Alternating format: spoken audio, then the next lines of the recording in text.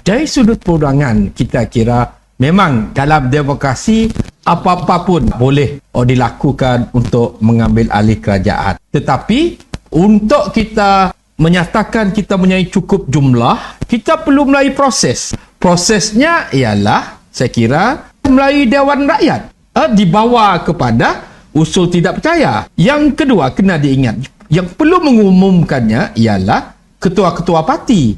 Tapi yang kita lihat yang umum tu ialah blogger parti. Jadi ini agak berbeza, atau peraturan sudah berubah, ini agak berbeza. Yang ketiga, kuasa untuk melantik Perdana Menteri baru ialah kuasa Yang di-Tuan Agong. Jadi bukan siapa-siapa blogger, pemimpin parti mengumumkan, dia boleh kata calon mereka.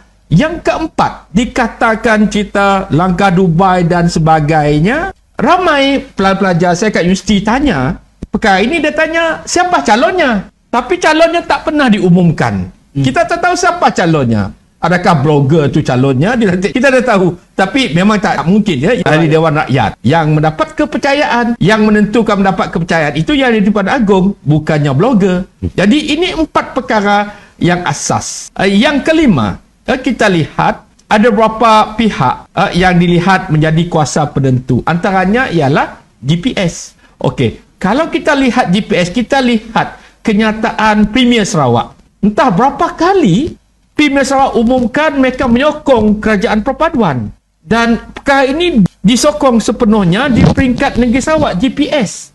Dan tak pernah GPS yang menyatakan sebaliknya, baik cara terbuka ataupun cara dalaman ataupun cita-cita politik di negeri Sarawak. Jadi saya kira GPS berulang kali, saya kira kat Sarawak sudah berulang kali diberikan kenyataan, tetapi dibuat juga ada sesuatu yang tak kena. Saya kira itu betul kata Datuk Dollah, ada kecederaan minda yang berlaku. Sindrom penafian. Seolah-olah mereka tidak akan berhenti selagi mereka tidak dapat amanah kerajaan. Ini sindrom. Mengapa sindrom ini berlaku? Yang pertama kita dapat lihat, mengapa perkara ini berlaku di kalangan pembangkang? Yang pertama disebabkan mereka sudah menyatakan kepada penyokong mereka bahawa kerajaan akan tumbang dalam masa 3 bulan. Saya kira diumumkan pada awal tahun lepas, ingat oleh Presiden PAS. Tapi selepas 3 bulan tidak tumbang.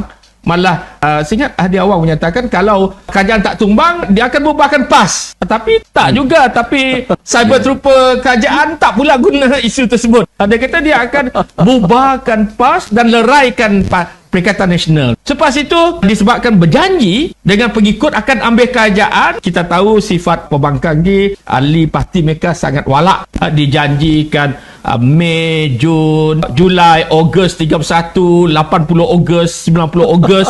Tak menjadi. Jadi bila perkara ini, saya kira ini tentulah bagi yang walak ini, kadang-kadang bila sudah ditipu banyak kali, mereka berpetikar juga kenapa ini tak jadi. Jadi ini boleh menyebabkan ramai penyokong mereka cara perlahan mula memikirkan, mula jadi rasional berfikir kenapa tidak berlaku. Sebab itu ada yang kecewa, ada yang saya lihat akhirnya mengumum, ada 4-5 orang yang mengumumkan menyokong kerajaan perpaduan. Adakah doktor nak mengatakan bahawa pemimpin mereka sering menipu pengikut mereka? Tapi disebabkan walak mereka tak berani kata apa-apa. Jadi ini saya kira sifat mereka. Kenapa tidak dikatakan pemimpin mereka dalam masa 3 bulan akan jatuh?